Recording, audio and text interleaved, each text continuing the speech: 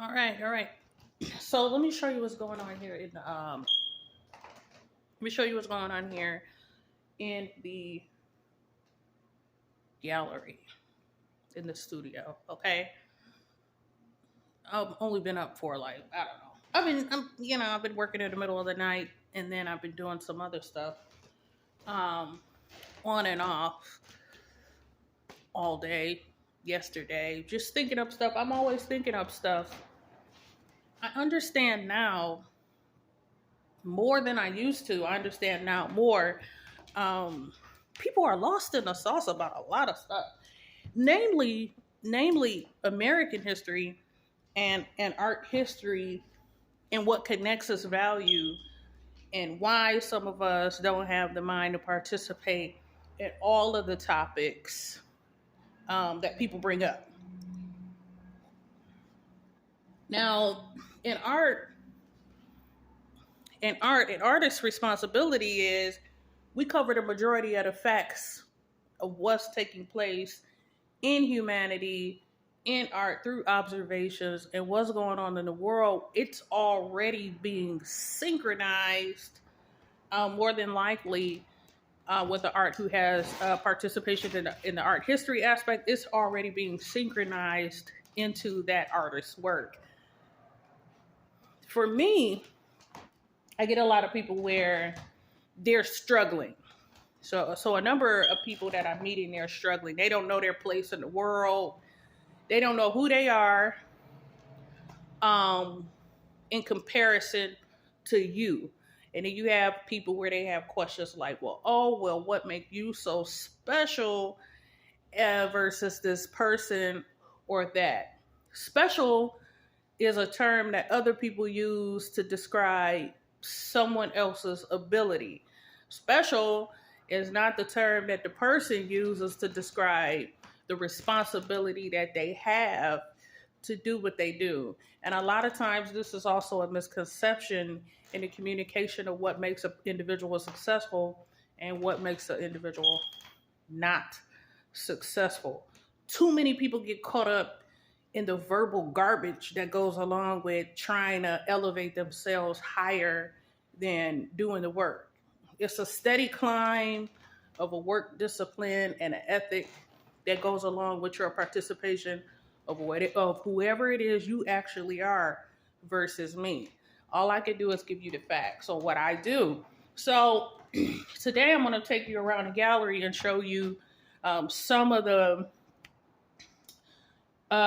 where I get. I'm a level with y'all. I'm gonna show y'all examples of where I get some of my abilities from.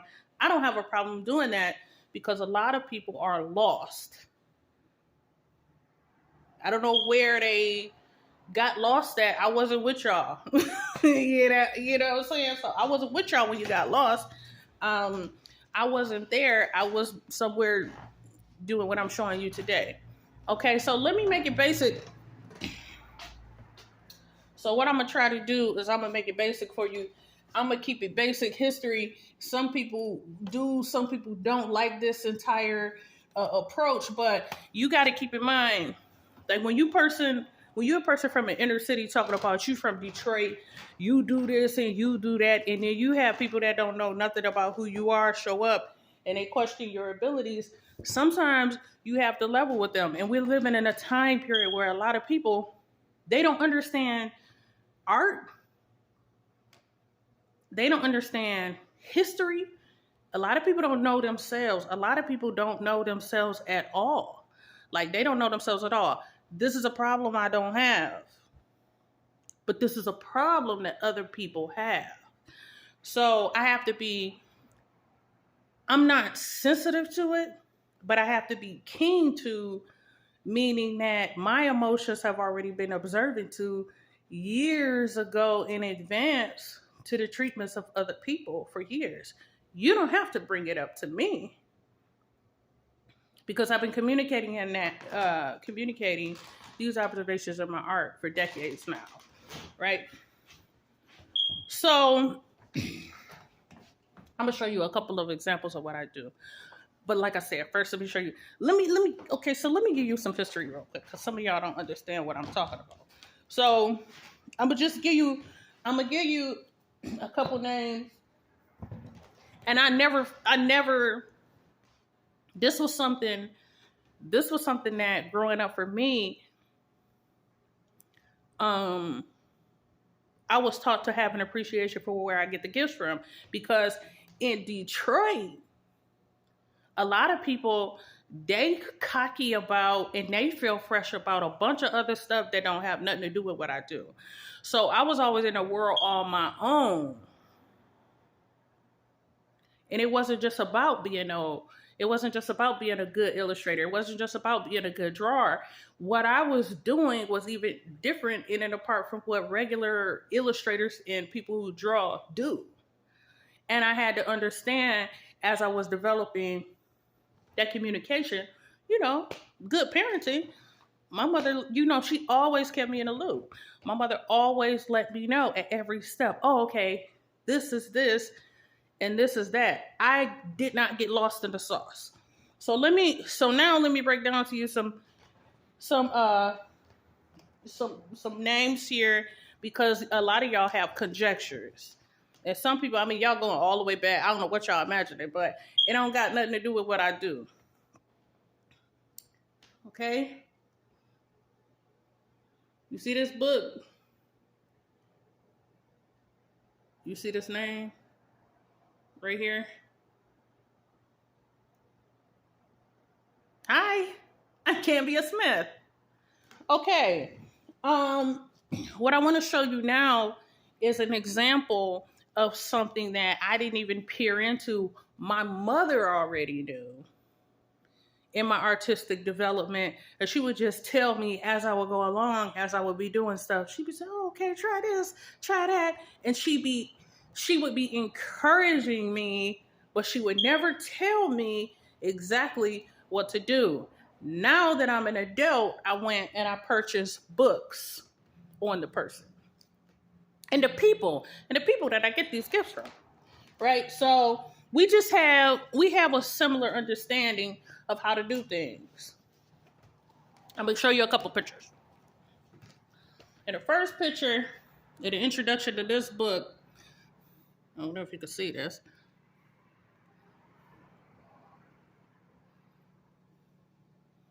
That is a sculpture. And in this book, he also has an illustration. David Smith has an illustration of this Hudson River. It's an entry. It's really, I don't want to have to tell you, because my job, and I'm sure his job, was a lot of people weren't looking at things the way that he saw them. They was doing the same thing he was doing every day. They probably had the same questions, and they was misinterpreting what was going on. But if you look at that first introductory picture, and you can find this online, that's a sculpture. It's actually a location. It's a location, right? It's a real place. And like I said, my mother was raised in upstate New York. So a lot of our art history and a portion of our art history, the substantial aspects of it that really make money, was tied to New York and trickled down into Detroit because of the advancements that's made in the Detroit Institute of Arts. The Detroit Institute of Arts were on the edge of being an art mecca, and they were gifted with my mother being sent here. Does that make sense? Okay. So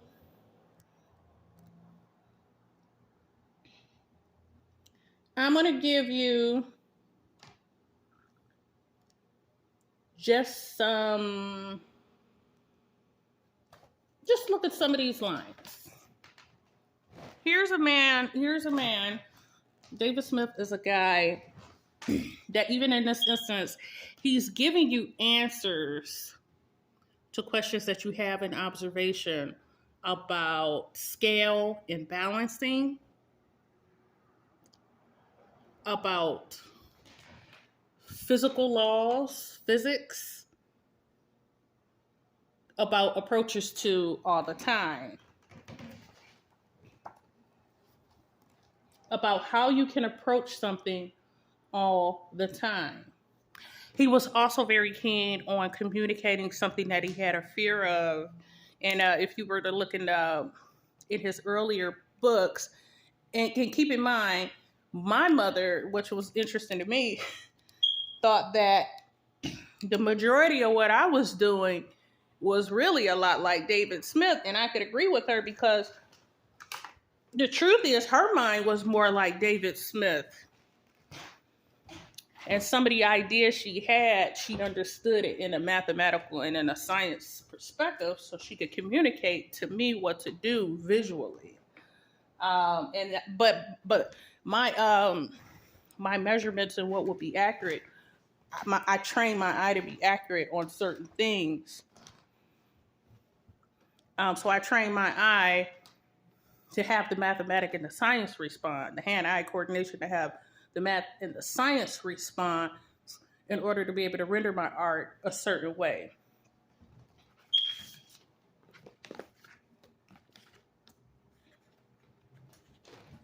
I'm going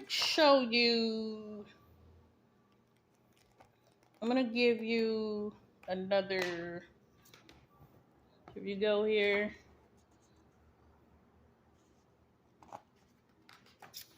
let's see, we go here. New, how can we go here? Let's see. Let's see if we can find this.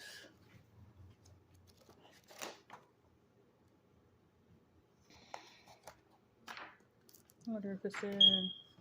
Let me see if I can find this. I'm looking for a specific word. Oh, I tell you what. 1957. Look up 1957. Detroit Queen.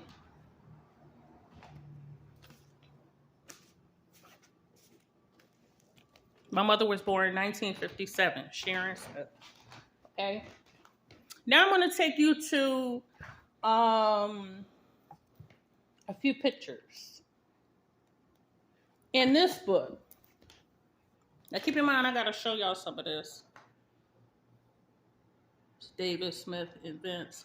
See, they understood a lot of my mother's artistic, her eye for being able to identify, even if she didn't do it, she had the eye to identify what was on the edge of advancement, and where she would go was always architecturally sound.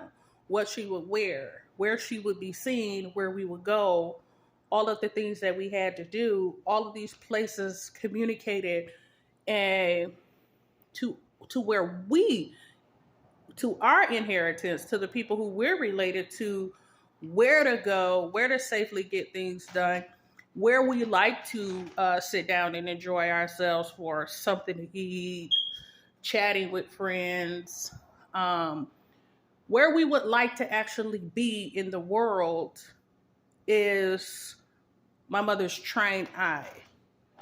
And that was a lot like David Smith. She also gets a lot of that. A lot of people don't know that either, but she also got a lot of that social aspect. One of her 31st cousin is the real Kramer from Seinfeld. So the real Kramer was on my mother's side, and if you look up who that real Kramer is, he's kind of a tastemaker. He's bopping around. It's a certain way that he is. It is a certain way that he carries himself. My mother actually was a lot like the real Kramer, but in Seinfeld, there's a Kramer. But the hilarious part about my mother, she was a lot like the real Kramer. Also, I'm related to Jason Alexander. Some people in person would say I act more like George, and my wallet will prove that. Anyway, let me show you, and keep in mind, this is all stories of New York. Some people think this stuff is fake. Some people, I don't know what y'all think, but I have a history that was always communicated to me, and it's always been a part of my life. I watch Seinfeld. I do all this strange stuff that people think don't happen. And it does. I was surprised by this because this is a color palette that I always go to. Um, and David Smith, he uses this color palette a lot. I don't know if you could see that. It's a specific, and let me get up close on that. Look at the way that it's delivered. Now, I've only had these books for a couple years. I've only had these books for like 2 years. I've been doing this my whole life and didn't know why. And a lot of people for years, they look at my art and be like, I don't even like it. It ain't pretty. But I had a responsibility, regardless of perception. I always understood that there was more going on here. What I was doing, it's another form of a communication of what we actually do, right? So I want you to look at those lines. Look at the color palette. This is David Smith. Look at the date, and it says like third or fourth cousin on my mother's side. And that's where I get my artistic ability. But I was always at the Detroit Institute of Arts growing up. I was always in front of the library, and I was always in the library, in front of the library. And growing up, I was always at the Detroit Institute of Arts. Take yourself to the front of the Detroit Institute of Arts. And when you get there, what you're going to see, not only there and on Wayne State campus, is you're going to see these massive structures that have been placed in the lawn of the Detroit Institute of Arts, and also probably around campus, like Wayne State, probably around campus. That's the work of Tony Smith. And in paying attention to some of my architectural drawings, I was able to realize that at some point, even they had met and they worked together.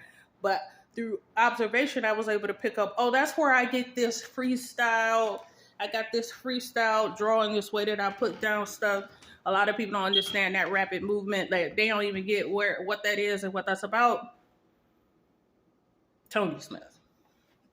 Right, so now let me put you up close on some of my drawings. This is a color palette that I kind of stay by. I didn't really know why I did it. It's found a lot in my portraiture.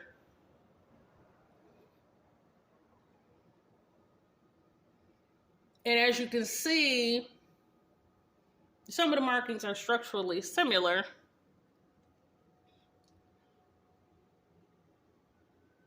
To what you would see in David Smith's work. If I switched it up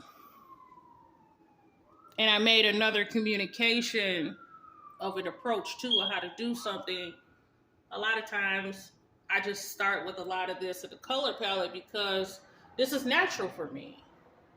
You know, this is very natural for me. I can put these down. I can understand exactly what I need to do here in a lot of these instances.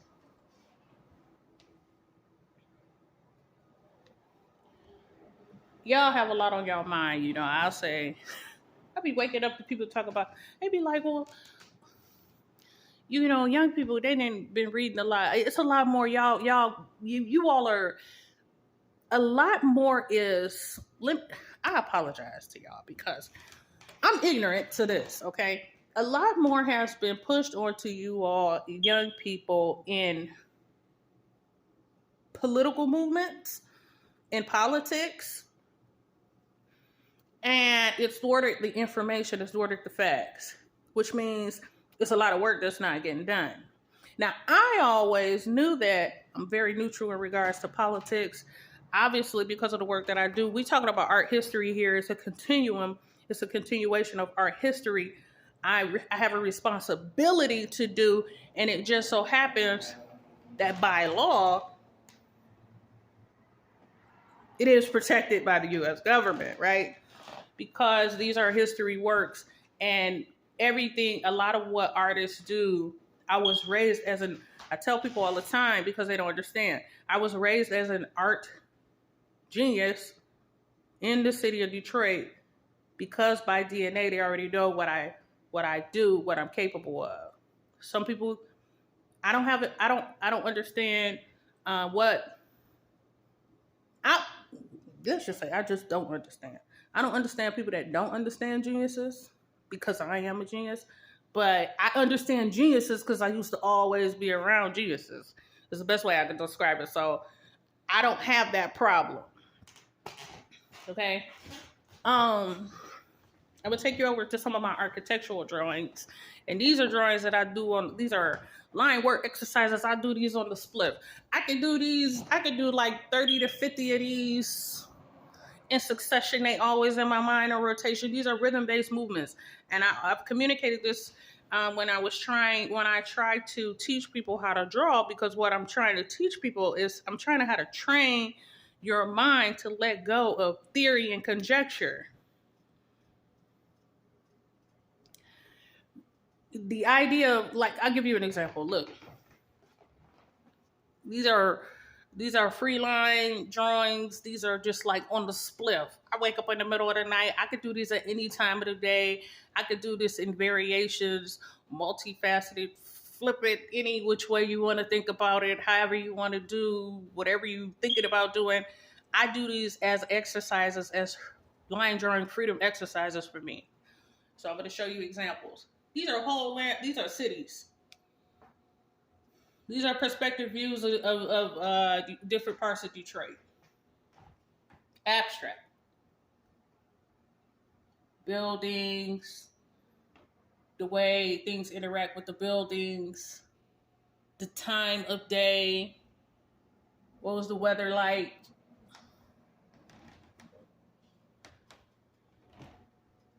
What was the weather conditions? Was it a dirt road? Was it not? Was it shrubs? Was it trees? Was it shrubs? Or was it not? Was it a nature walk? Was it a path here? You know? And in Detroit, they use terms like the city was bumping tonight. I don't know. And when I did this one,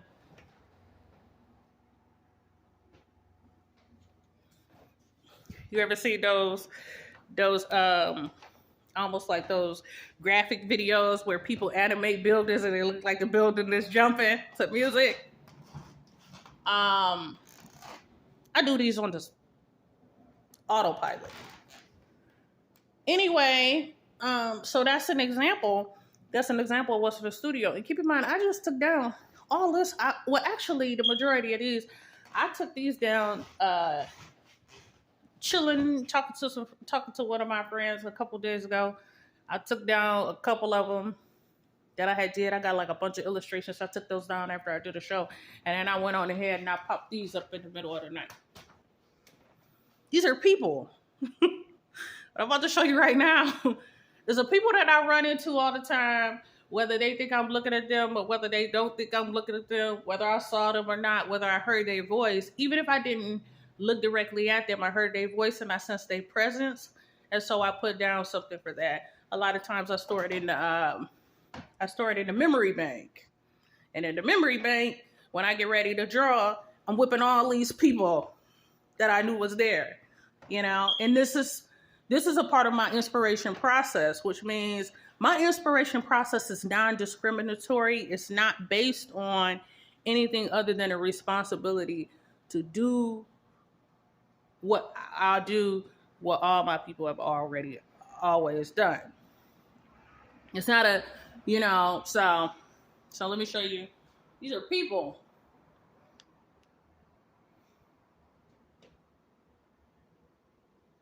A bunch of people, you know what I'm saying? Some people be cracking up. Some people be trying to be serious. They stand in the line waiting on stuff, trying to be serious. Some people are talking to each other, you know, how people look at you when they look you directly in the face.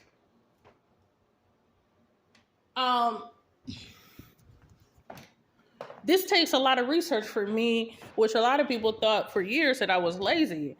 I get a bunch of people, they be looking like every time they see me, they be like, why is this chick always sitting down, laying down, standing still? I have to do a lot of work. And when I do get ready to do stuff, it's a substantial amount of work. But when you ever look at any of the videos of Tony Smith or David Smith actually work, I do work in sharp bursts of energy.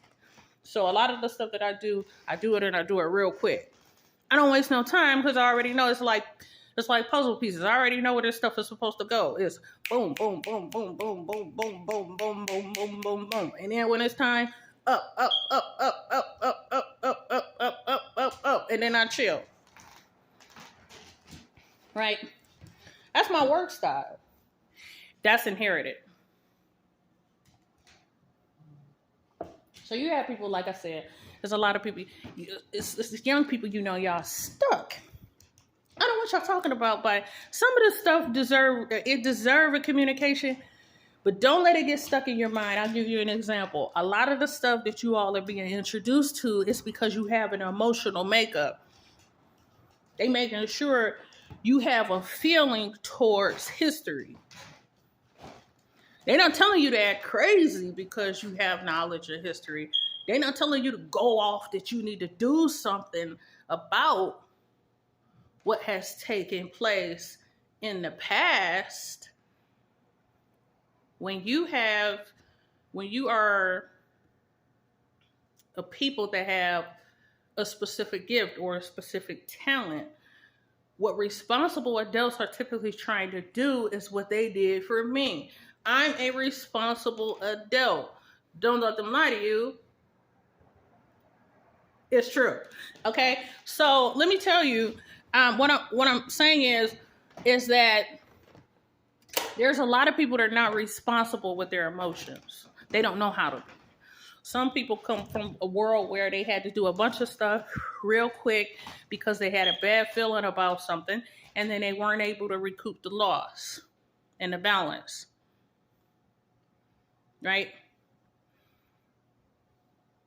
They just weren't able to do that. I personally was raised to have compassion for the communication as an observer because it's my responsibility. Keep in mind, what I do by history is placed in the center of most cities as a communication of what's possible. As a communication of what's possible, of what you can choose to do with your time. How you can choose to think larger than life. How you can choose to build. And the facts is that there is no error in being gifted with the mind to be able to do certain things like this. There's a lot of people, they got people who can't do something. Go watch that movie, Pursuit of Happiness. How about that? It's with Will Smith. He's walking this kid around. Remember, he's walking this kid around with the basketball. What do you tell his son? Don't ever let people tell you you can't do something because they can't do it. In inner cities, you're preyed upon a lot. And I don't like to use that term, but you have to understand, if you don't know who you are and if you don't know what you're supposed to be doing, people will find something for you to do. But is it what you're supposed to be doing? You're supposed to already know who you are. And in development, if people don't have all of the answers, it's still your individual responsibility to not be upset when you're asking enough questions and people are giving you answers about who you really are. But people telling me stuff, yeah, you run around and get mad. I mean, when you're emotional, because most genuine artists that are made to create, they're very emotional. And the art is where they're supposed to take it. But do they do that? See, we don't know. It depends on how people have made you feel about your participation in the arts. It depends on what lie they told you about what it's supposed to be doing, what it's not supposed to be doing. And people have a bunch of... I got people all the time, they bring up Pablo Picasso to me. Okay, why? Because David Smith was influenced by Pablo Picasso. I had a span of period, and I still revert back to a lot of the Cubist movements. Cubism is one of my favorite It's one of my favorite observations of how to approach to do something, namely faces structurally. I put architecture in my faces a lot of times. I mean, keep in mind, David Smith, Tony Smith, they were sculptors, but they were painters and they were illustrators too. And a lot of people don't think that. I was raised as a painter, as an illustrator, and an artist that drew. I can do sculpture because a lot of what I do when I get ready to draw, I'm actually molding the face. I'm sculpting the face. A lot of the faces, when you look at them, actually have architectural structures in them. It's buildings in them. It's landscape in it. You probably didn't see that, but you probably should look harder. You should probably look more deeply at things, and not let people just tell you what to think. Because there's people, they don't know. They don't know. When people don't know something, they'll tell you anything. They'll just tell you what they know. Is it the truth? You don't know, but you want to listen enough to be able to, in time, determine whether or not they had all of the answer or part of the answer, if they had any of the answer, or if they was just wrong. Some people be wrong. Like, they don't know. Like, I had a bunch of people, like, let's just say, in upstate New York, we got relatives, you know, they Jewish. Some people Jewish, some people Christian, some people Muslim, some people are a lot of different faiths. I'm a Jehovah's Witness. A lot of people think Jehovah's Witnesses are odd. Jehovah's Witnesses is a form of Christianity. A lot of people think that Christianity is odd. A lot of people think so. You know what I'm saying? But when you have communications of facts, it's not as odd when you have communications of facts. Some people be like, don't bring up religion, don't bring up religion. But in my family, because we were so diverse, we thought a lot of stuff that other people did was hilarious. And that's communicated even in shows like Seinfeld. And I always say this, you can't be around me if you ain't got no sense of humor. I will be by myself for real. And I ain't never had no problem with that, because when I'm in the company of people, I like to laugh. If you can't laugh with me, we can't be friends. Because a lot of the stuff that my family thought was funny and they thought to do, yeah, they make comments about certain things, you know, this and that. This is what people do when they have, you know, like, let's just say you have people where they be like, because of the perspective of how they feel about if they'd ever be able to get a certain thing right with how they view people or how they treat people or how they understand what's going on here or there, they'd be like, it will have to be Jesus, it will have to be God, you know. And then you have other people where it depends on their faith, on their actually what faith or what church they belong to.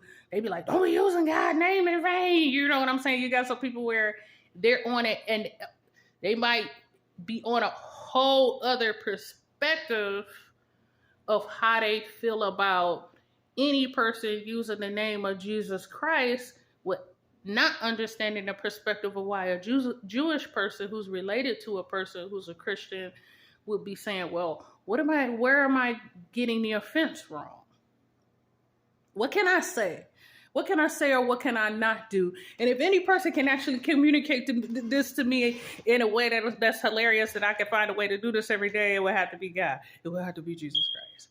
So that's an ongoing joke in our family that people used years ago to describe just the efforts of the advancements really of trying to learn how to treat their own people. A lot of us, we're diverse and we're related to each other. New York, Chicago, Detroit. It's we talking about, people moved to LA, and then we got a lot of people, they from Canada, and we got people from, we have people from all over Canada, the UK, Ireland, Italy, we got a lot of people from a lot of places. And the fact of the matter is that in believability, being an artist, it's my responsibility. I was raised to communicate it in the art. These tough conversations. I don't like to talk about them either. Y'all don't like to talk about them either, do I? You know what I'm saying? I be having people, they be sitting up there looking at me like they be about to, they don't know if they want to slap a person or cry. They don't want to know what they want to do. Like, they be trying to understand, what do they need to do when they have a conversation about something that took place in history that makes them uncomfortable. I had a U.S. history teacher. You know what I'm saying? She made us sit down and watch Roots. I be having people looking at me talking about is you trying to abandon your blackness? I'm black. But these people I just showed you, I get the gifts from a European perspective. And that's not all acne. Ladies and gentlemen. That's freckles. I was born with red hair. Sometimes I have to tell this to people because they be lost. Like, they don't understand. They don't understand. I understand. They don't. This, once again, this is me going back. I have to humble myself. I have to go back, and then I have to be like, what is it getting wrong? And I got to reintroduce a lot of the stuff. I've had plenty of people that be mad. I had people that be mad. I remember, being younger, I would be, back in the day, we used to ride our bikes. We used to wear skater pants, hoodies, backpacks, and we'd be bopping around the city, me and my friends, either they had their skateboards, some of them had skateboards, some of them had, their hoodies on, some of them had on skate pants, some of them had on all this stuff. And when other people would see me in the city, I had a couple of people where they'd be looking and they'd be like, I had people sit me down and try to have a deep conversation with me, trying to tell me I'm not black enough. And I tell them all the time, you're blind to the mix. I have an appreciation of culture. It's a lot of things that go on that make a Cambia Smith up. And I appreciate all the people that's in my family. They may not know who I am. I may not know who they all are. But in art, it's a part of the responsibility. I still had to know enough. I still have to know, in order to build cities, which I'm showing you I'm drawing cities, in the cities is inhabitants.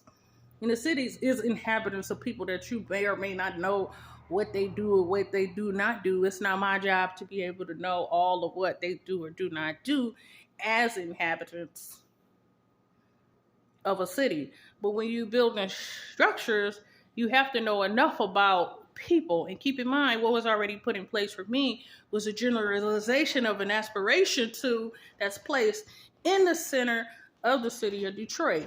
With these structures that's found on like Wayne State campus, these structures of Tony Smith still to this day appeal to the eye from when they put it down the same way it did when they first put it down. Either you appreciate what you walk past or you didn't appreciate what you walk past, but it didn't take away my inheritance. I got people, they be mad. What you think you're trying to do in the art world? What you think you're trying to do? I be cracking up. I be looking like, I don't know what you think I'm trying to do. I'm doing what I was born to do. I'm still doing it. And it's expensive. It's expensive. And a lot of people, they treat artists like, oh, y'all don't do nothing. All of the stuff that we do, y'all run around here, y'all appreciate it because you get to go in there. You get to go in there. You get to walk around it. When you stand near it with your girlfriend and with your boyfriend, lying look cool. It was built there. It was put there for you to be able to do that. A thank you would be nice. A thank you would be nice sometimes. That would be nice. That would be nice. But see, we're living in a time where young people, they missed a lot of the miscommunications. And how a lot of people get their credibility is, back in the day in Detroit, people used to say, when they would crack jokes on folks, they would cap on people. That's something that they would say. Oh, I was just capping on her. Or I was just capping on them. And keep in mind, when as an artist, in order to help people to grow to maturity, I have a responsibility to help people to grow to a certain level of maturity. Detroit capping on people was a big deal. She ain't got this, she ain't got that. He ain't got this, she ain't got that. Maybe they look like that. I don't know. But anyway, what I'm saying is that the stuff that people would say to people, for some people, it would break them so far down, or they knew that it could have enough of a reaction from another person that if what they said didn't break the person down, they'd be hoping that who they was with would be strong enough to take this person down and cut them down to size. In inner cities, that's you take psychology, you take sociology, you understand that these are innate issues that some humans have because they still wrestling with themselves. The issues that they have, they probably never got an answer to something. They people never got an answer to something. They still battling. They still struggling with a lot of hurt, a lot of pain. All of us have been hurt.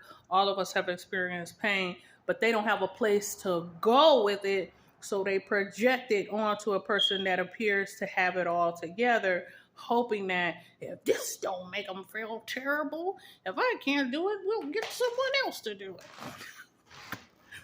You know, this is stuff I think about because I watched it. I watch it all the time. I always thought it was weird, you know. Movies that help me in development to be able to, I watch a lot of movies and I watch a lot of TV that help me in development to be able to ignore people when they're being bullies, because that was before they were real bullies.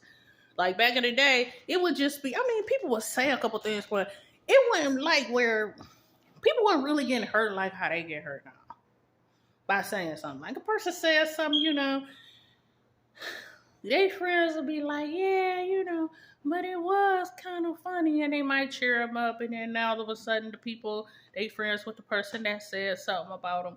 But you have some people, you have to keep in mind, the reason why it's not funny to other people now, you have some people, this has to be said, that the stuff that you said about them, other people believed it. They thought it was a fact.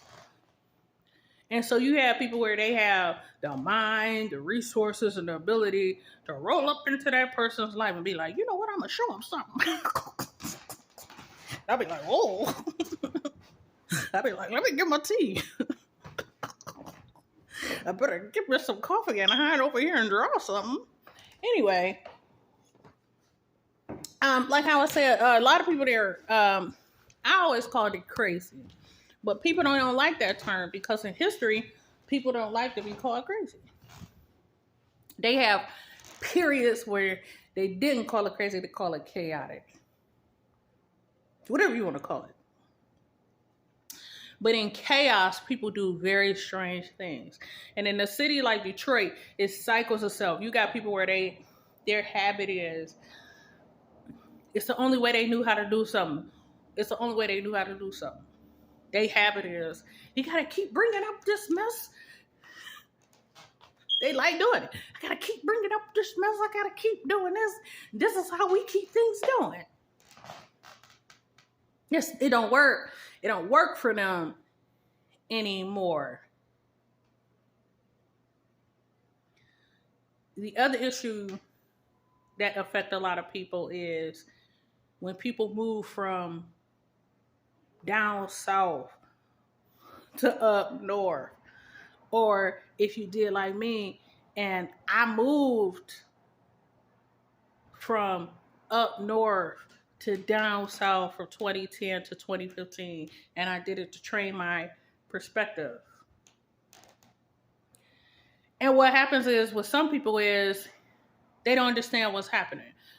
Upbringing is upbringing. You know, what am I doing wrong? What am I doing wrong? When I moved to down south, when I moved to Texas from 2010 to 2015, when I thought that I was doing something wrong, I do what I do even up north. I was like, these people ain't got a sense of humor. I got a bunch of stuff that I find funny. I'm going to go and find me something funny to do. I'm going to go and find myself something fun to do. Even if I have to make it myself. because I can do that. So, but you have other people where if they move from another place into another place and things absolutely don't automatically go their way, they might start a protest. I'm not saying it's the best approach to do stuff, but we do live in a time where, because they from down south, is what they always did. We don't protest it. We went up into a place that they didn't like the way we was treated, and okay, I wouldn't do that. But so you have people where, like, keep in mind, you have to understand history. Some places, like, you have to understand what's going on. Like, a lot of people, a lot of places,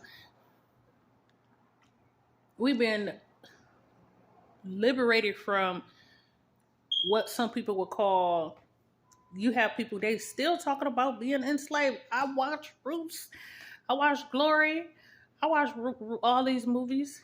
You know, we have people that serve, you know, in the Navy, in the Army, and all that stuff.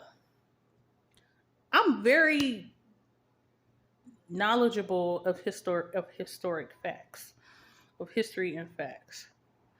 I got my scars of people thinking I was a threat to them. They were running around, chasing me around. You know what I'm saying? Thinking I'd do the same thing as them. You ain't built no sculptures lately, have you? Some people have, some people haven't. Some people think you do exactly what they do. You got a lot of people where they think, oh, well, because we're this and I'm that, and this person was enslaved and that person was enslaved, and that means that they were slaves and I was slaves too. As far as I know, my mother told me all of the history of our line. I'm not saying that we weren't related to slaves. We were already mixed. We already mixed. So we already had a good portion of a lot of the diversity that makes me up already in a lot of the homes and already around a lot of the art and participating in the arts and in education already at an elevated level and at the level that they were supposed to be at to be successful. So for us, it wasn't a slave treatment in our particular family. This is a conversation. There's some people where they're like, Smiths. Well, some of our people, we were slaves. And they mad.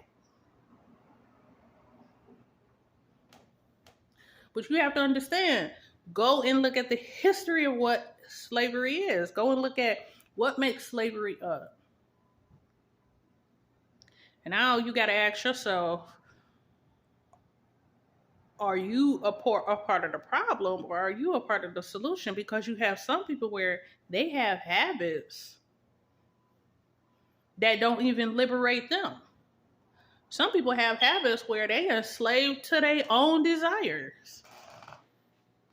But you want to be free. See, my responsibility in art is I already thought about all this. But some of the stuff you did to yourself. Some stuff that people do, they do to themselves. They run around and say, I want to be free, I'm looking to be free. You can't chase around all the people who you think have the power to make you free, and you steady and you enslave yourself to your own desire. That's a physical, some things are physical laws. It's according to the habits you have, according to the things that you decide to do that make you up. Just fun terms for, you know how people say, hey, Vic, I got advice. They say, oh, you know, I got some issues. I got some problems. You know how people are. I mean, be for real. You don't be running me around trying to, I want all my people to be free. I want them to be free. Free from what? Free from you? I ask people all the time, where is your mental state at? Because there's a lot of people, you've been a prison of your mind. You're in a prison in your own mind. You don't let yourself do certain things. It's a bunch of stuff I don't do because I don't want to be enslaved to another person's practice. You know why? I'll give you an example. I do art. All that is mine. It's my inheritance. It's what I do. It's my bread and butter. Okay?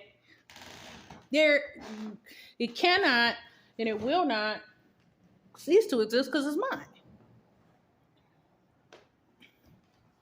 But if I was to now understand it in relationship building, right? In relationship building, this is why it's important, and this is the responsibility we have as people who are successful, is to be able to communicate to you. Is that in relationship building, you have a responsibility to pick friends and associates that will not detract from your inheritance.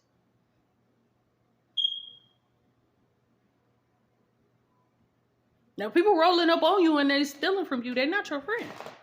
But people rolling up on you and they stealing credit from you, they rolling up on you, they stealing shine from you. Some people, they worried about shine. They stealing shine from you?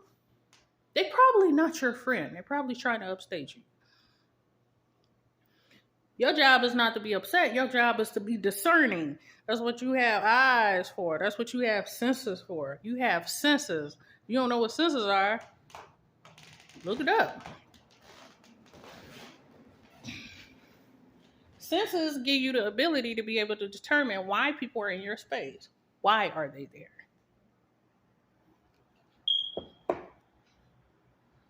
You want to know why. You want to know why because something is yours. You can share. But who are you sharing with? And when they get what they gave you, what did they think that they were going to receive in return?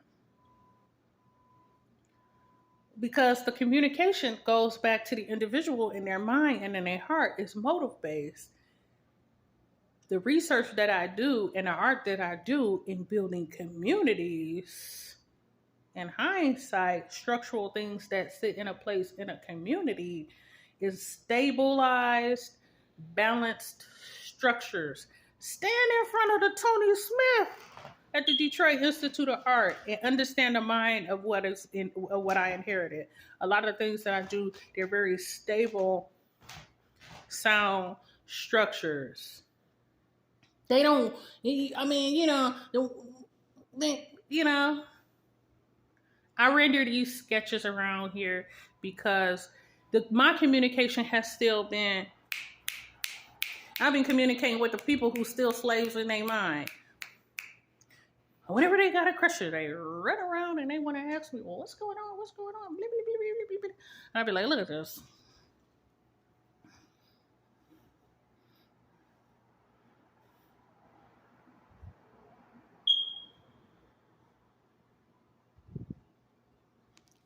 I look at them like, I don't know what's going on with you. But let me show you what else is going on in the world through this art. So you can get a break from beating yourself up, from doing something you've been taught to do wrong. I got a lot of people, they think I do stuff backwards. They don't know what I'm doing. They don't know I'm doing, and I've been doing exactly what I'm supposed to be doing.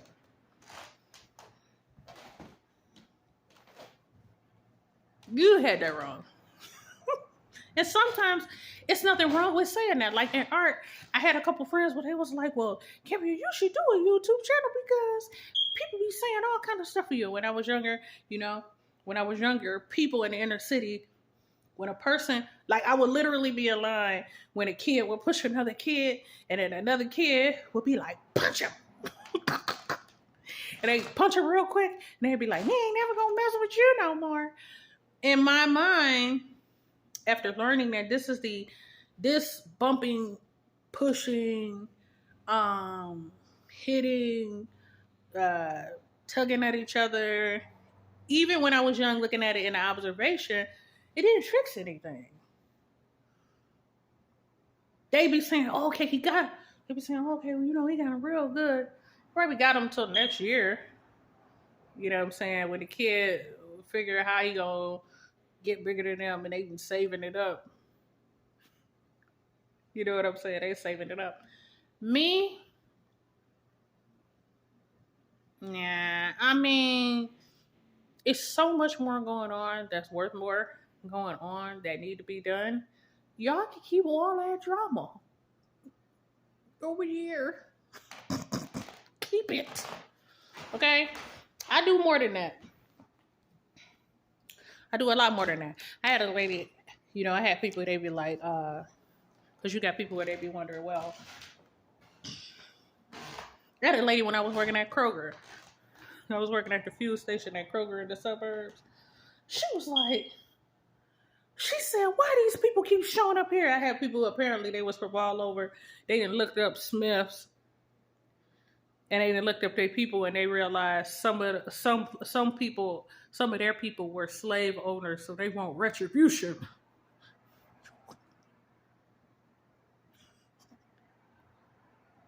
They mad, I'm looking like you. I ain't have you, okay? I ain't have you in my house, locked up, doing nothing. And how I know is because you ain't been doing no art. The reason why you don't know what art is, okay? And you ain't been laughing and you ain't been happy. That's how I know. You wasn't with me. Okay? We ain't had y'all. Y'all ain't happy and y'all ain't fun. If you ain't happy and you ain't fun, you ain't funny, you ain't with me. I can't claim you. Anyway, so it's just a fact. I can't claim you. It's as simple as that. So, like I said, a lot of stuff that I do, it's on a certain basis. I have fun every day, whether people think so or not. I don't know what other people be doing, running around crying. I don't know why y'all so depressed. These are problems you make for yourself. I honestly say a lot of people make problems for themselves. People tell you something, you believe it. You do that. I don't. People tell you something, you believe it. I spend my time building cities. I've been designing this city right here. I've been designing this city right here.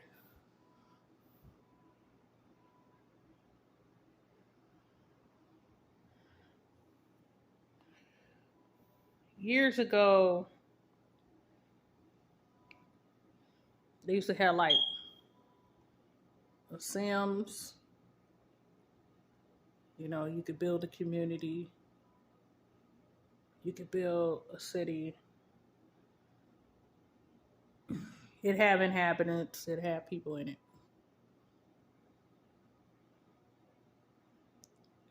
But you got to keep in mind, if Tony Smith is not here today,